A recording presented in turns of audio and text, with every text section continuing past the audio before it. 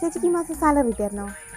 എന്താ ചോദിക്കാൻ? അല്ല, എനിക്കൊരു 10,000 രൂപ എനിക്ക് ഓഫീസിൽ പറ്റി കുറേ തിരക്കുണ്ട്. എന്നോട് ഇപ്പോൾ സംസാരിച്ചിരിക്കുന്നത് ചേച്ചി പറഞ്ഞോട്ടെ. ഇപ്പോൾ ഒന്നും പറയണ്ട, എനിക്ക് നല്ല തിരക്കുണ്ട്.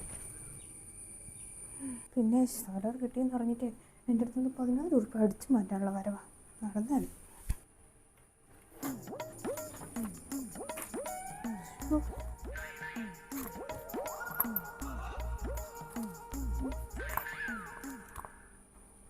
പൈസ എവിടെ പോയി?